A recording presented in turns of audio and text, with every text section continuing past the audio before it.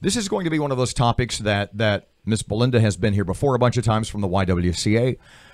You, for about, 8 years, were 5. a victim advocate for the YWCA, so you know way more about it than do I. I may have a question or two, but for the most part, I'm just going to let you guys talk about this. So if you would do the official introduction. Dr. Belinda Roberson, Executive Director of the YWCA of Northwest Louisiana. Thanks for coming in. You have a forum. The title of it is Stop the Violence, a Discussion and Call to Action. Tell us about this event. It's happening Thursday, correct? Yes, and thank you both for having me. The Stop the Violence Forum is an effort to draw attention to the actions and recent incidents of domestic violence that have happened in Shreveport, Bossier. A lot of people are unaware of how they can make a difference, and we want to change that. We want to help inform the public of what they can do when there's a domestic violence situation in their area. Are you talking about the people who are specifically being abused, or those around them who may have an inclination it's happening and kind of look the other way, or what exactly do you mean? I think both. I think the people who are being abused need to know what the signs of domestic violence are. It is Pardon me. Yes. You just said, let me repeat the sentence, and I know you meant to say what you said, but it sounded odd to me. Okay. The people who are being abused need to know what the signs of abuse are. What? That is correct. A lot of people who are in domestic violence situations don't realize that they are actually in the situations.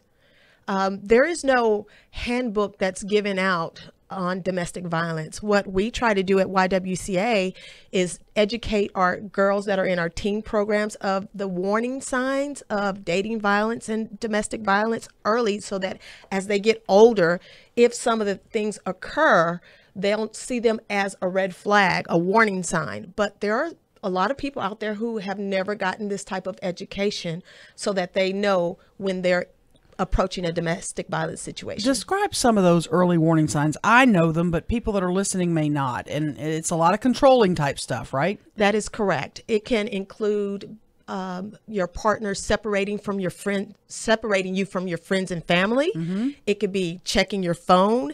It could be embarrassing you in front of others. It could be hitting you and then laughing it off. Telling you what to wear, Yes. at all times. Yes, damaging your property, preventing you from going to work. There are a lot of signs that people need to be aware of. The number one early on red flag, and correct me if I'm wrong, would be attempts at isolation. Yes.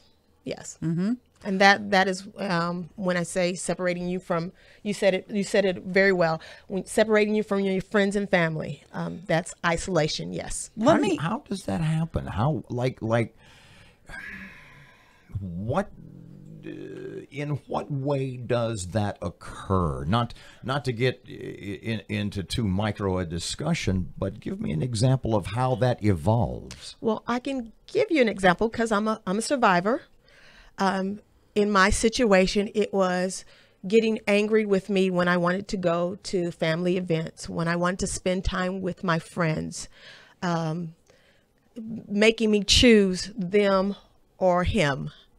Those type of situations. Belinda, we're talking to Dr. Belinda Roberson with the YWCA.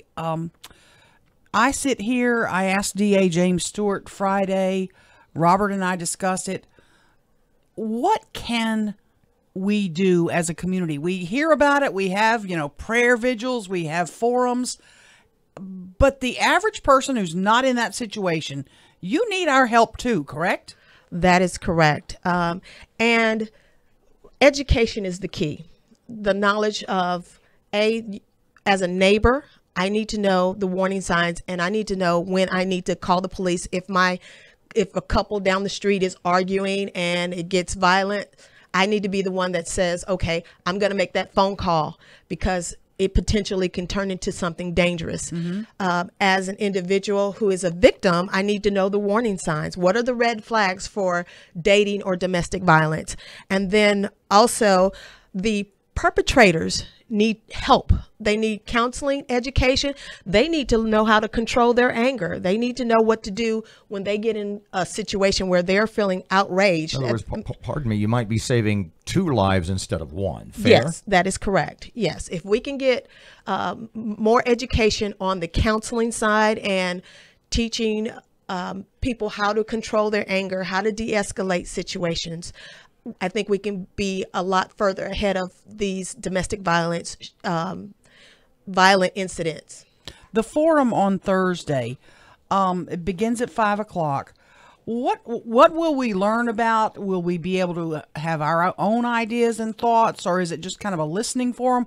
What's going to be the format of it? We're going to have expert panelists there to share with us the first understanding what it is, then what we can do to help prevent it, so that we can save lives. Do you kind of, and I know you probably don't want to answer this, but I know I feel this way, and I know so probably you do. Do you feel like, gosh, we talk about this so much, and we still have a police officer murdered, 2 women in Bossier murdered. It seems to be something that's we're just getting used to it. We're just going to have it and accept it. Are we ever going to get to the point of where we don't have to just accept it anymore? When we have the education in place, we will get to that point, but we're not there yet. We're still trying to educate people. When I look at the teen programs that I go into, I have a few schools, probably 5 or 6 schools that and I say but I mean the YWCA and the coordinators will go into and educate the girls about the warning signs, so that as they go down the road, they can say to themselves, oh, I remember Dr. Roberson saying this is a red flag. Mm-hmm. I think as we get more education out there about it, we'll get ahead of it. But I think we just have to keep going.